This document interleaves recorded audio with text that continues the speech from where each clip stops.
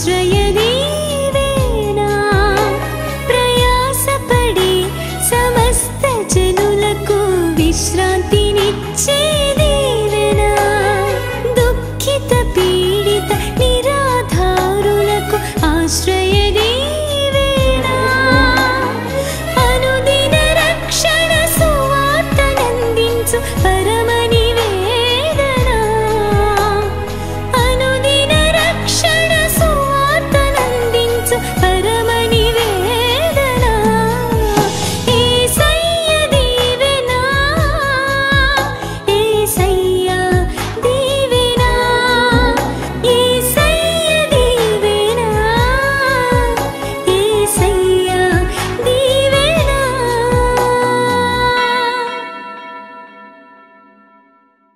ప్రభు అయిన యేసుక్రీస్తు శుభప్రదమైన నామమున మరొకసారి ఉదయకాలపు ఆరాధనలో చేరిన మీకు అందరికీ ప్రత్యేకమైన వందనాలు తెలియజేస్తున్నాను. అందరికి వందనాలండి. దేవుడు అందరినీ ఆశీర్వదించునుగాక. ప్రభువే మనతో మాట్లాడి ఆయన నామమునకు మాత్రమే మహిమనుందునుగాక. ఆమెన్. మనుషులు తగ్గించబడాలి, యేసయ్య హెచ్చించబడాలి. ఆమెన్. ఎన్నిసార్లు చెప్పినా ఒకటే మాట, సమస్త మహిమ ఘనత ప్రభావములు యేసయ్యకు మాత్రమే చెల్లునుగాక. ఆమెన్. హల్లెలూయా. 2వ కొరింథీయులకు రాసిన పత్రిక 5వ అధ్యాయం 17 చదువుదామా? కాగా ఎవడైనను క్రీస్తు నందు ఉన్న ఎడల వాడు నూతన సృష్టి, పాతవి గతించెను, ఇదిగో క్రొత్తవాయెను. అందరూ చదవండి ఒకసారి గట్టిగా. ఎవడైనను క్రీస్తు నందున్న ఎడల వాడు నూతన సృష్టి, పాతవి గతించెను, ఇదిగో సమస్తమును క్రొత్తవాయెను. దేవునికి స్తోత్ర. ఈ మాటకు అర్థం మీకు నేను చెప్పక్కర్లేకుండా అర్థమైపోయింది కదా. సరే, ఒక్కొక్క లైన్లో నుండి వద్దాం. కాగా ఎవడైనను అంటే అర్థం ఏంటి? ఎవడైనను అంటే అర్థం ఏంటంటే ఎంత ఘోర పాపాత్ములైనను. అర్థమైందా? అపోస్తుడైన పౌలు తన జీవితం మారిన తర్వాత ఒక సాక్ష్యాన్ని చెప్తాడు. ఇదిగో పూర్వము నేను దోషకుడను అయినా సరే, హింసకుడను అయినా సరే, హానికరుడను అయినా సరే. అర్థమైందా? మన జీవితంలో దోషకులమైన మీరు ఎవరైనా సరే, కాగా ఎవడైనను ఎంత ఘోర పాపాత్ముడైనా, హింసకుడైనా, దోషకుడైనా, హానికరుడైనా, హత్యలు చేసేవాడైనా, ఎలాంటి వాడైనా సరే, కాగా ఎవడైనను తర్వాత లైన్ క్రీస్తు నందు ఉన్న ఎడల. చెప్పండి మాట. పూర్వం నువ్వు ఎవరైనా కావచ్చు, కానీ క్రీస్తులోనికి వచ్చేస్తే, క్రీస్తు నందు ఉంటే, క్రీస్తు నందున్న వ్యక్తిగా మార్చబడితే, ఎవడైనను క్రీస్తు నందు ఉన్న ఎడల తర్వాత లైన్ వాడు నూతన సృష్టి. చెప్పండి గట్టిగా. ఒకప్పుడు నువ్వు ఏదైనా కావచ్చు, కానీ క్రీస్తులోకి వచ్చిన తర్వాత నీవు నూతన సృష్టి. నూతన సృష్టి. ఇంకా దానికి క్లారిటీ ఇస్తూ ఇంకో మాట చెప్పాడు, పాతవి గతించిపోయినాయి, ఇదిగో చెప్పండి గట్టిగా క్రొత్తవాయెను. దేవునికి స్తోత్రం. చెప్పాలి హల్లెలూయా. ఇది ఒక నిజమైన క్రైస్తవుడికి సాక్ష్యం, ఒక నిజమైన విశ్వాసి పొందాల్సిన సాక్ష్యం. నువ్వు నిజమైన క్రైస్తవుడివో కాదో, నిజమైన విశ్వాసవో కాదో, నిజమైన యేసయ్య బిడ్డవో కాదో, నిజంగా రక్షణ పొందిన వ్యక్తివో కాదో, నీకు తెలియాలంటే ఈ ఒక్క వచనాన్ని పెట్టుకుని టెస్ట్ చేసుకోండి. ఈ ఒక్క వచనాన్ని మనకు అన్వయించుకొని మాట్లాడుకోండి ఒకసారి. ఈ ఒక్క వచనాన్ని మనం నెరవేర్చిన వారం అయితేనే మనం నిజమైన క్రైస్తవులం, క్రీస్తునందున్న వారం. క్రైస్తవుడు అనే మాటకు అర్థం ఏంటో తెలుసా? క్రీస్తువాడు అని అర్థం. క్రైస్తవుడు అంటే అర్థం ఏంటో చెప్పండి. క్రీస్తువాడు. క్రైస్తవుడు అంటే క్రీస్తుని కలిగిన వాడు, క్రీస్తులో ఉన్నవాడు, క్రీస్తును అనుభవించేవాడు, క్రీస్తు వాడు. స్తోత్రం కలుగును గాక. నువ్వు క్రైస్తవుడువా కాదా అని తెలియాలంటే ఖచ్చితంగా గుర్తుపెట్టుకోండి, ఈ ఒక్క వచనాన్ని మనలోనికి అన్వయించుకుని టెస్ట్ చేసుకుందాం. ఎలాగా? కాగా ఎవడైనను క్రీస్తునందు ఉంటే వాడు నూతన సృష్టి. నేను నూతన సృష్టిగా మార్చబడ్డానా లేదా? నువ్వు నూతన సృష్టిగా మార్చబడ్డావా లేదా అని తెలియడానికి ఒకే ఒక కారణం ఏంటంటే, నూతన సృష్టి అయితే పాతవి గతించిపోయాయి. ఇప్పుడు ఖచ్చితంగా చెప్పండి, సమస్తమును క్రొత్తవైపోవాలి. దేవునికి స్తోత్రం చెప్పండి. అంటే టెస్ట్ ఎలా చేసుకోవాలంటే, పాతవి ఏమున్నాయి నా దగ్గర? ఒకప్పుడు నేను బూతులు మాట్లాడేవాడిని, ఒకప్పుడు నేను దొంగతనాలు చేసేవాడిని, ఒకప్పుడు నేను అబద్ధాలు మాట్లాడేవాడిని, ఒకప్పుడు నేను త్రాగేవాడిని, ఒకప్పుడు నేను వ్యభిచారం చేసేవాడిని, ఒకప్పుడు నా పాప జీవితం ఇలాంటిది. సరే, పాతవి గతించిపోవాలి. ఎప్పుడు? క్రీస్తునందు వస్తే. పాతవి గతించిపోయాయా లేదా? మందిరానికి రావటం నూతన సృష్టి కాదు, పాటలు పాడడం నూతన సృష్టి కాదు, ఏమంటే చప్పట్లు కొట్టడం నూతన సృష్టి కాదు, కీర్తనలు చదవడం, ఆరాధన చేయడం, వాక్యం వినడం నూతన సృష్టి కాదు. నూతన సృష్టి అంటే ఏంటో తెలుసా? పాతవి, ఇదివరకు మాట్లాడిన బూతులు మళ్ళా మాట్లాడితే నువ్వు నూతన సృష్టివి కాదు. ఎక్కడికి వచ్చి చక్కగా భజన చేస్తూ చప్పడగొట్టు పాట పాడుతున్నావు, ఇంటికి వెళ్ళి సినిమా పాటలు పాడేవాడికి నూతన సృష్టి కాదు. నూతన సృష్టి అంటే ఒకప్పుడు సినిమా పాటలు పాడావు, ఒకప్పుడు సినిమాలు చూసావు, ఒకప్పుడు సీరియల్స్ చూసావు, ఒకప్పుడు దేవునికి విరోధమైన కార్యాలు చేశావు. క్రీస్తు నందు వచ్చిన తర్వాత వాటన్నిటికీ స్వస్తి పలికేశావు. ఇక వాటి జోలికి వెళ్ళట్లేదు. పాతవి నీలో గతించిపోయాయి. ఇప్పుడు నువ్వు నూతనమైన వ్యక్తిగా మార్చబడ్డావు, క్రీస్తు స్వారూప్యములోనికి మార్చబడ్డావు. అది నిజ క్రైస్తవుడు. స్తోత్రం కలుగును గాక. అది నిజ విశ్వాసి, అది నిజమైనటువంటి క్రైస్తవులు ఉండాల్సినటువంటి లక్షణం. కనుక ఒకసారి ఈ వచనాన్ని వచనం చదువుతా టెస్ట్ చేసుకోండి, ఒకసారి పరీక్షించుకోండి మీకు మీరే. ఒకప్పుడు సిగరెట్లు కాల్చేవాడిని, మన్నా చర్చికి వచ్చాను, ఆరాధన చేస్తున్నాను, పాటలు పాడుతున్నాను, ఆత్మారాధనలో లీనమైపోతున్నాను, అన్నీ బాగానే ఉన్నాయి. మానేశానా? మళ్ళీ సాయంత్రం ఇంటికి వెళ్ళిన తర్వాత బయటికి వెళ్ళి సిగరెట్లు కాలుస్తున్నాను. సిగరెట్లు మళ్ళా కాలిస్తే నువ్వు నూతన సృష్టివి కాదు. ఒకప్పుడు నోటికి అదుపు లేకుండా మాట్లాడాను, ఇష్టం వచ్చినట్టు జీవించాను, బూతులు మాట్లాడాను, మరలా అదే బూతులు ఇక్కడ నుండి బయటికి వెళ్ళిన తర్వాత మాట్లాడితే నువ్వు నూతన సృష్టివి కాదు. అర్థమైపోయింది ఇప్పుడు ఈ మాట. కాబట్టి ఒకసారి ఆలోచన చేయండి, మనల్ని మనమే పరీక్షించుకుందాం. నూతన సృష్టిగా మార్చబడ్డామా లేదా? క్రీస్తు స్వారూప్యంలోనికి వచ్చామా లేదా? క్రీస్తు పోలికలు ధరించుకున్న వ్యక్తులంగా బ్రతికామా లేదా? ఒక్కసారి ఆలోచన చెయ్యాలి. స్తోత్రం చెప్పండి. హల్లెలూయా. మనము సంఘముగా సిద్ధపరచబడకుండా ఎన్ని మర్మాలతో కూడిన ప్రసంగాలు విన్నా అన్నీ వ్యర్థమే. నాకు ప్రకటన గ్రంథం మర్మాలు అన్నీ తెలుసండి, అన్నీ తెలుసు. కానీ నీవు నూతన సృష్టిగా మార్చబడకపోతే నీకు తెలిసిన మర్మాలు నిన్ను పరలోక రాజ్యానికి తీసుకువెళ్ళవు. అందుకని సంఘము సిద్ధపరచబడాలి, నూతన సృష్టిగా మారాలి, క్రీస్తు స్వారూప్యంలోనికి మార్చబడాలి, నీ జీవితం దేవునికి అనుకూలమైనదిగా మార్చబడాలి. ఇవన్నీ జరుగుతున్నాయా లేదా? ఆ ప్రక్రియ నీలో జరగకపోతే నువ్వు మందిరానికి వచ్చినా ఒకటే, రాకపోయినా ఒకటే. కాబట్టి ఎవడైనను క్రీస్తునందు ఉన్న ఎడల చెప్పండి, వాడు నూతన సృష్టి, పాతవి గతించెను, సమస్తమును క్రొత్తవి. స్తోత్రం చెప్పండి. హల్లెలూయా. నిజంగా ఎప్పుడైతే ఒక వ్యక్తి మారు మనసు పొందుతాడో, రక్షణ పొందుతాడో, క్రీస్తులోనికి వచ్చేస్తాడో, క్రీస్తుని ధరించుకుంటాడో, క్రీస్తు వాడైపోతాడో, అప్పటి నుండి తన జీవిత విధానం వేరైపోద్ది. అతను వినే మాటలు వేరైపోతాయి, అతని తలంపులు వేరైపోతాయి, అతని ఆలోచనలు వేరైపోతాయి, అతని క్రియలు వేరైపోతాయి. అదొక నూతనమైన మార్పు. అది మారు మనసు అంటే మొత్తం మనసు మారిపోవడమే. ఏమండి? అందుచేత అది జరిగిందా లేదా అన్నది ఒకసారి ఆలోచన చేయాలి. మన బ్రతుకులు అది జరిగిందా లేదన్నది ఒకసారి ఆలోచన చేయాలి. ఈ ఉదయకాలం ఒక స్త్రీని మీకు జ్ఞాపకం చేస్తాను. తన జీవితంలో క్రీస్తు నందుకొచ్చి నూతన సృష్టిగా మార్చబడి, పాతవన్నీ గతించిపోయి సమస్తము నూతనపరచబడి ఏ రీతిగా తన జీవితంలో ఒక నూతన అధ్యాయాన్ని ప్రారంభించిందో, ఒక స్త్రీ నుండి తాను పొందిన ఒక 7 అనుభవాలు త్వరగా మీకు గుర్తు చేస్తాను. దేవునికి స్తోత్రం చెప్పండి ఒకసారి గట్టిగా. హల్లెలూయా. బిగ్గరగా చెప్పండి హల్లెలూయా, హల్లెలూయా. నేను ప్రసంగాన్ని పాయింట్లుగా చేయడం నాకు అలవాటు. ఎందుకనంటే పాయింట్స్ గుర్తుండిపోతాయని.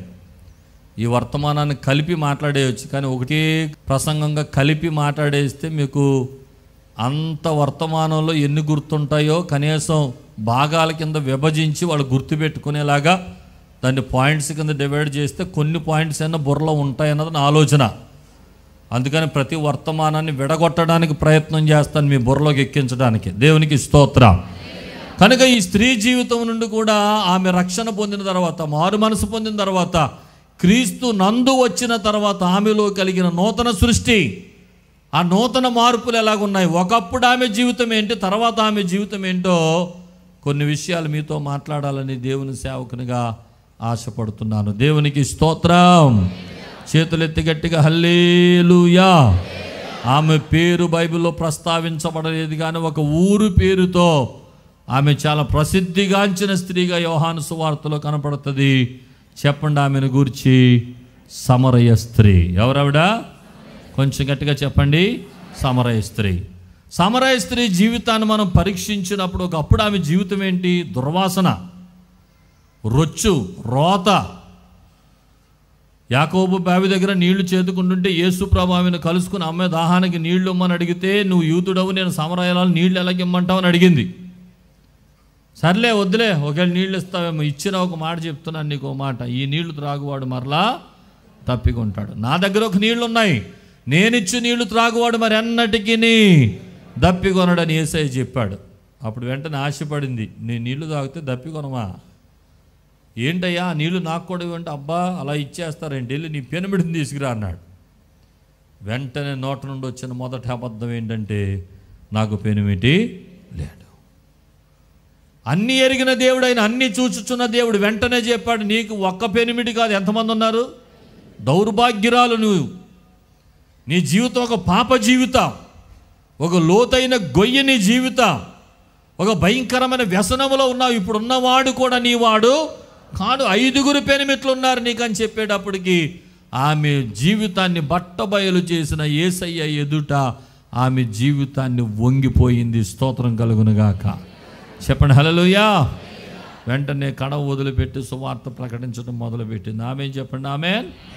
ఇప్పుడు ఆమె జీవితంలో కలిగిన మార్పులు ఏంటి? యేసయ్య ఆమెలోకి వచ్చిన తర్వాత ఆమె జీవితంలో కలిగిన మార్పులు ఏంటో ఒక 7 మాటలుగా చెప్తాను.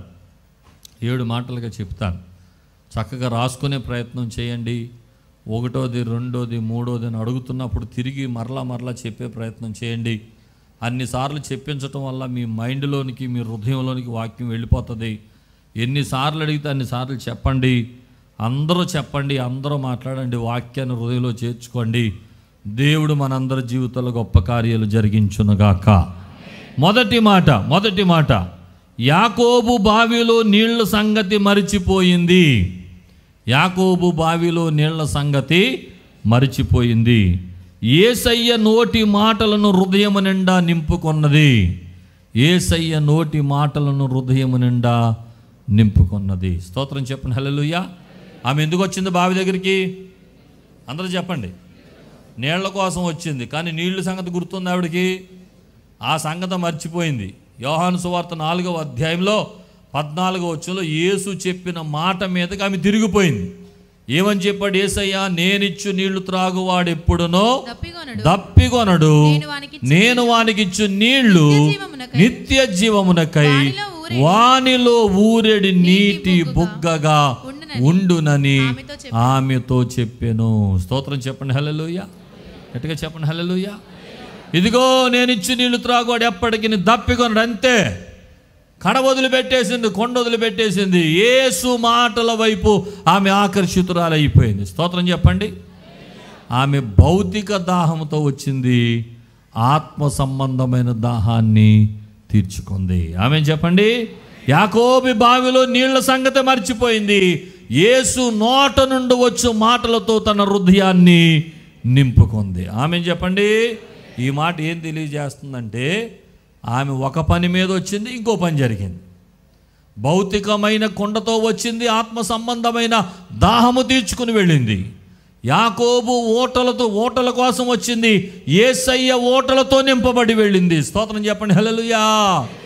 మారు మనసు పొందే ప్రతి ఒక్కరు గుర్తుపెట్టుకోండి, నువ్వే పని మీదైనా ఉండొచ్చు, కానీ యేసు నీలోకి వచ్చాక యేసే నీ పనిగా మారిపోవాలి. ఆమేన్ చెప్పండి హల్లెలూయా. నువ్వెన్ని బాధ్యతలైనా పట్టుకుని రావచ్చు, ఏ ఉద్దేశంతోనైనా రావచ్చు, నీళ్లు చేతుకుంటాకు రావచ్చు, నీ ఉద్యోగం కోసం రావచ్చు, నీ వ్యాపారం కోసం రావచ్చు, నీ యొక్క బ్రతుకు కోసం రావచ్చు, నీ బ్రతుకు తెరువు కోసం రావచ్చు. ఏదైనా సరే నువ్వెందుకు వచ్చావన్న సంగతి ప్రక్కన పెట్టి, కానీ యేసు నీలోకి వచ్చిన తర్వాత అదంతా మర్చిపోయి యేసు మాటలతో నీ గుండెలు నింపుకొని ఆత్మీయమైన అనుభవాల్లోనికి వెళ్ళిపోవాలి. హల్లెలూయా హల్లెలూయా. నీళ్ళంటే ఏంటి? వాక్యమే.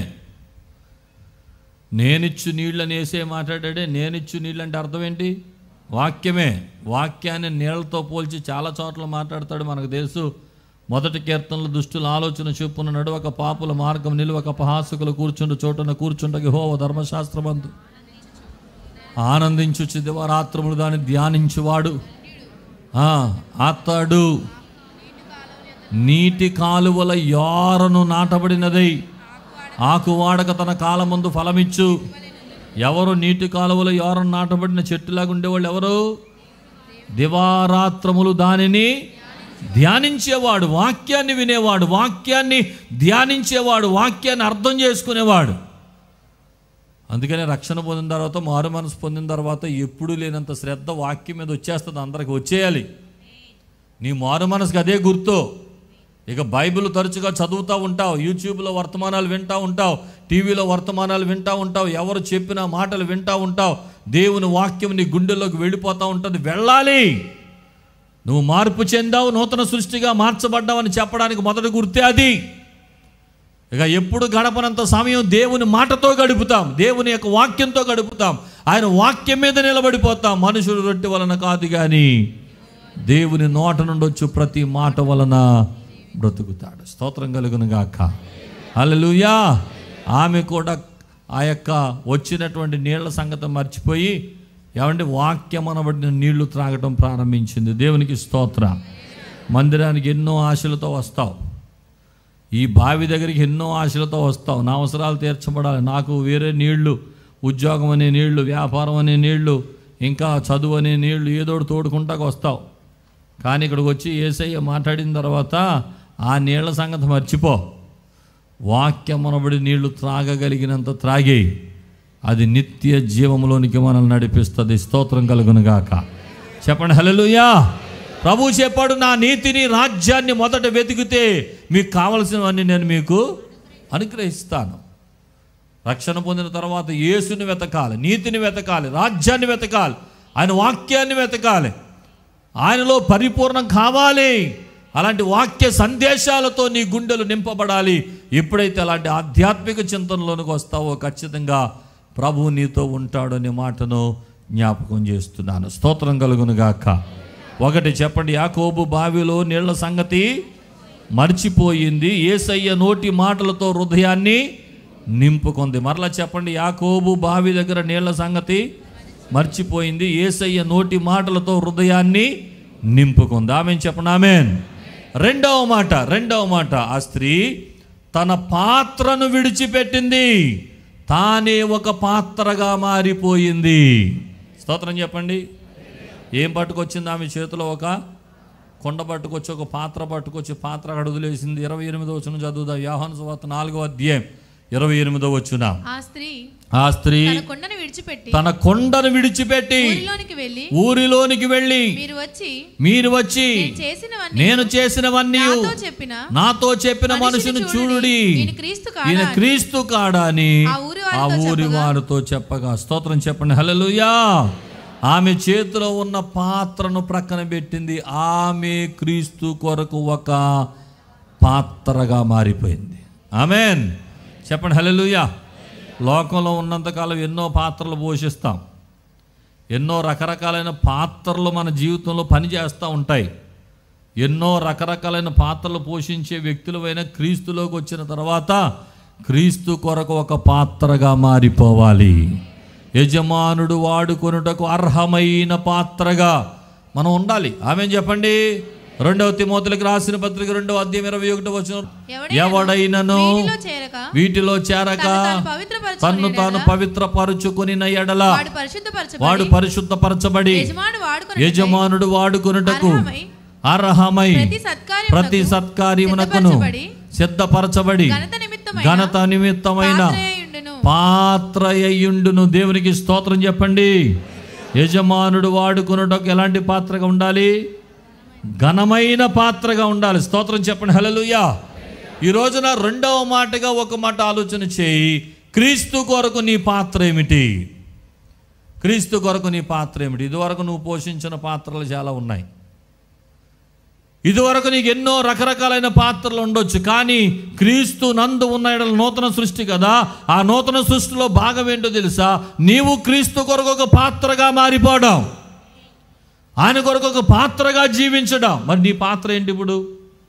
ఉందా? ఏమన్నా పాత్ర ఉందా క్రీస్తు కొరకు? మారు మనసు పొందిన ప్రతి ఒక్కరు కూడా, నూతన సృష్టిగా మార్చబడిన ప్రతి ఒక్కరు కూడా మరలా చెప్తున్నాను, మనం క్రీస్తు కొరకు ఒక పాత్రగా మారిపోవాలి. ఆమేన్. స్తోత్రం చెప్పండి. హల్లెలూయా. మన చేతిలో ఉన్న పాత్రలు పక్కన పెట్టాలి. ఆమేన్. ఆమె తెచ్చుకున్న పాత్ర పక్కన పెట్టేసింది, వదిలేసింది. ఆమె ఒక పాత్రగా మారిపోయింది. హల్లెలూయా, హల్లెలూయా. కాబట్టి ఆధ్యాత్మిక జీవితంలో ఇవన్నీ కూడా మనలో కనపడాల్సిన అనుభవాలు. ఒకటి, బావి దగ్గరికి ఎందుకు వచ్చిందో ఆ సంగతి మర్చిపోయింది. యేసయ్య నోటి మాటలతో 2 హృదయాన్ని నింపుకుంది. ఏమంటే మనం ఏమేమి పనుల మీద వస్తామో అన్నీ మర్చిపోండి, యేసయ్య మాటలతో గుండెల్ని నింపేసుకోండి. అది క్రీస్తు నందున్న వాడి మొదటి లక్షణం. రెండవది ఏంటో తెలుసా? ఆమె తెచ్చిన పాత్ర ప్రక్కన పెట్టింది. ఆమె క్రీస్తు కొరకు ఒక పాత్రగా మారిపోయింది. క్రీస్తు నందుకు వస్తే నూతన సృష్టి. నీలో జరగాల్సిన కార్యం ఏంటంటే నువ్వు ఒక పాత్రగా క్రీస్తు కొరకు మారిపోవాలి. ఆమెన్ చెప్పండి. ఆమెన్ చెప్పండి. హల్లెలూయా. మూడవ మాట ఇంటికి వెళ్ళడం మానేసింది, ఊరిలోనికి వెళ్ళిపోయింది. స్తోత్రం చెప్పడం సరి గట్టిగా. ఇంటికి వెళ్ళడం మానేసింది. ఎక్కడికి వెళ్ళింది? ఎందుకు వెళ్ళింది ఊరిలోకి? చదువుదాం ఒకసారి. 4వ అధ్యాయం 28వ వచనమే. ఆ స్త్రీ తన కొండ విడిచిపెట్టి ఊరిలోనికి వెళ్ళి ఎక్కడికి వెళ్ళింది చెప్పండి? ఊళ్ళోనికి వెళ్ళింది. వెళ్ళి ఏం చెప్తుంది? మీరు వచ్చి నాతో చెప్పిన మనుషుని చూడుడి, ఈయన క్రీస్తు కాడా అని ఊరి వారితో చెప్పగా. స్తోత్రం చెప్పండి. ఇప్పుడు ఇంటి మీద మనసు లేదు ఆమెకి.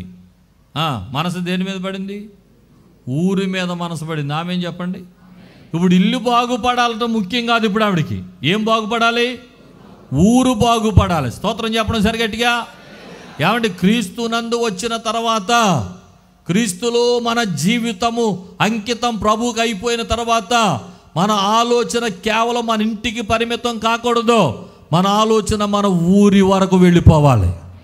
ఆమేన్. నేను ఏ ఊరిలో ఉన్నానో ఆ ఊరు రక్షించబడాలి అనే కోరిక ఖచ్చితంగా క్రీస్తునందున్న వారిలో కలుగుతుంది. కలగాలంతే. ఆమేన్ చెప్పండి సరి గట్టిగా. ఆ భారము లేనివాడవైతే నాకు అర్థమవుతున్నది ఏంటంటే ఇంకా నువ్వు క్రీస్తునందు పరిపూర్ణంగా లేవన్నమాట. నువ్వు క్రీస్తునందున్న వ్యక్తివైతే నీ గ్రామం కోసం ఆలోచిస్తావు, నీ ఊరి కోసం ఆలోచిస్తావు, నీ పట్టణం కోసం ఆలోచిస్తావు, నీ జిల్లా కోసం ఆలోచిస్తావు, నీ రాష్ట్రం కోసం ఆలోచిస్తావు, నీ దేశం కొరకు ఆలోచిస్తావు. ఆమేన్ చెప్పండి. ఆమేన్. క్రీస్తునందున్నవాడు ఎవ్వడు గుండెలు మౌనంగా ఉండవు, మండిపోతూ ఉంటాయి. నువ్వు నిజంగా క్రీస్తులోకి వచ్చేస్తే అక్కడ నుండి మంట మొదలవుతుంది లోపల. నేను రక్షణ పొందాను, నేను పుట్టిన ఊరు కూడా, చెప్పండి గట్టిగా, నేను పెరిగిన ఊరు కూడా, నేను వెళ్ళే ప్రతి ఊరు మా అత్తగారు ఊరు, చెప్పండి గట్టిగా. అన్ని రక్షణ పొందాలి, ప్రతిదీ రక్షణ పొందాలి. నేను వెళ్ళాలి, ఆ ఊరిలో వారిని యేసు దగ్గరకు నడిపించాలి. ఆశ ఉండాలి తప్పకుండా. సువార్త ప్రకటించని వాడు క్రీస్తుకు నిజమైన శిష్యుడు కాదు. ప్రకటించాలి. ఎవరో ఒకరికి చెప్పాలి. మీ ఇంట్లో పనివారికి చెప్పాలి, ఆఫీసులో చెప్పాలి, వ్యాపారాల్లో చెప్పాలి, స్కూల్లో చెప్పాలి, కాలేజీలో చెప్పాలి. ఇది మన బాధ్యత. ఇది మనకు తటస్థించే మనుషులకు యేసుని గురించి చెప్పడం మన బాధ్యత. యేసుని గురించి ఏం చెప్తావు? అసలు ఆయన నీ జీవితంలో చేసింది ఏంటో చెప్పిడు. అదే చెప్పింది, ఇదిగో నేను చేసినవన్నీ నాతో చెప్పిన వానిని చూతము రండి. ఆమేన్. కాబట్టి చూడండి, ఆమెలో ఎంత మంచి లక్షణాలు కనబడుతున్నాయి. ఆమె మార్పు చెందిన తర్వాత, ఒక నూతన సృష్టిగా మార్చబడిన తర్వాత, ఆమె ఇల్లు బాగు చేసుకోవాలనుకోలేదు, ముందు ఊరు బాగుపడాలని కోరుకుంది. స్తోత్రం కలుగును గాక. హల్లెలూయా. కాబట్టి మన ఆశ, మన కోరిక, మన తలంపు, మన ఉద్దేశం, మన సేవ, మన దర్శనం ఇంటికి పరిమితం కాకూడదు. క్రీస్తులోనికి వచ్చిన తర్వాత మన దర్శనం మన ఊరైపోవాలి, మన పట్టణం అయిపోవాలి, మన సొంత ప్రజలైపోవాలి, నేను పుట్టిన గ్రామం అయిపోవాలి, అన్ని యేసుకు సొంతమైపోవాలి. ఆ యొక్క ఆలోచన రావాలి తప్పకుండా. అలాంటి ఆలోచన ప్రతి ఒక్కరిలోనికి కలగాలి. స్తోత్రం కలుగునుగా. చెప్పండి హల్లెలూయా. 3 మాటలు చెప్పండి. ఒకటి గట్టిగా చెప్పండి. యాకోబు బావిలో నీళ్లు సంగతి మరిచిపోయింది, యేసు నోటి మాటలతో హృదయాన్ని నింపుకుంది. 2, ఆ స్త్రీ తన పాత్రను విడిచిపెట్టింది, తానే ఒక పాత్రగా మారిపోయింది. 3, ఇంటికి వెళ్ళడం మానేసింది, ఊరిలోనికి వెళ్ళింది. స్తోత్రం కలుగునుగాక. చెప్పండి హల్లెలూయా. ఇక 4వ మాటలోకి వద్దాం. 4వ మాటలో, ఇంతకుముందు పాపము కొరకు పిలిచింది, ఇప్పుడు ప్రభువు కొరకు పిలుస్తుంది. చెప్పండి, ఇంతకుముందు దేనికోసం పిలిచింది? ఇదివరకు ఎవరినైనా పిలిస్తే దేనికోసం పిలిచేది? పాపం కోసం. ఇప్పుడు ఎవరి కోసం పిలుస్తుంది? ప్రభువు కోసం పిలుస్తుంది. స్తోత్రం కలుగునుగాక. యేసయ్య మన హృదయాల్లోకి వచ్చాక మన పిలుపులు మారిపోతాయి. ఆమేన్ చెప్పండి. మన నోటి మాట మారిపోతుంది, మన నోటి మాట తీరు మారిపోతుంది. ఆమేన్ చెప్పండి సరి గట్టిగా. ఆ వచనం చూద్దామా? 4వ అధ్యాయం 29వ వచనం మొదటి లైన్. మీరు వచ్చి అది పిలుస్తుంది. ఇప్పుడు మీరు రండి, మీరందరూ రండి. ఎందుకు రావాలి? నేను చేసినవన్నీ నాతో చెప్పిన మనిషిని చూడటానికి రండి. ఇదివరకు ఆ స్త్రీ రోడ్డు మీద నడిస్తే ఎవరిని పిలిచేదో, ఎందుకు పిలిచేదో, ఏ పాపం వచ్చేదో, ఏ ఘోరమైన పరిస్థితులు వచ్చాయో. కానీ ఇప్పుడు ఆమె నడుస్తుంటే ఆమె మాటలో, ఆమె చూపులో, ఆమె క్రియల్లో పరిపూర్ణమైన మార్పును ప్రజలు గమనించగలుగుతున్నారు. స్తోత్రం చెప్పండి. అంత మార్పు చూడకపోతే ఆమెను వెంబడించి అంతమంది యేసు దగ్గరికి రారండి. మరలా చెప్తున్నాను, రక్షణ పొందిన తర్వాత, మారు మనసు పొందిన తర్వాత మన పరిస్థితి మారిపోవాలి, మన చూపు మారిపోవాలి, మన తలంపులు మారిపోవాలి, మన ఆలోచనలు మారిపోవాలి, మన క్రియలు మారిపోవాలి, ఎదుటి వారితో సంభాషించే సంభాషణ కూడా మారిపోవాలి. ఆమేన్ చెప్పండి. మారు మనసు పొందిన ముందు అలాగే మాట్లాడి, రక్షణ పొందిన తర్వాత కూడా నువ్వు అలాగే మాట్లాడితే ఇంకా నీవు నూతన సృష్టివి కాలేదు, నువ్వు ఇంకా క్రీస్తు నందున్న వ్యక్తివి కాదన్నమాట. అర్థమవుతుందా? అందుకని రక్షణ పొందిన తర్వాత, మారు మనసు పొందిన తర్వాత బాగా గుర్తుపెట్టుకోండి, మన మాట సంపూర్ణంగా మారిపోవాలి. మన పిలుపులో అవతల వాడికి గౌరవం కలగాలి. మన పిలుపులో అవతల వాడికి ఏం కలగాలి? గౌరవం కలగాలి. అమ్మో దేవుని బిడ్డ పిలుస్తున్నాడు అనాలి. ఒక మాటలో చెప్పాలంటే నీలో అలాంటి గౌరవాన్ని ప్రజలు చూడాలి అంటే నీవు సంపూర్ణంగా యేసులాగా మారిపోవాలి. సంపూర్ణంగా యేసులాగా మారిపోవాలి. మా చిరునామా పాస్టర్ ఎం జ్యోతిరాజు, శాంతినగర్, ఏలూరు 534007, పశ్చిమ గోదావరి జిల్లా, Andhra Pradesh. Our address: pastor M Jyothiraju, Shantinagar, Eluru 534007, west Godavari district, Andhra Pradesh. మా ఫోన్ నంబర్లు 8008777333 మరియు 8008 777 444.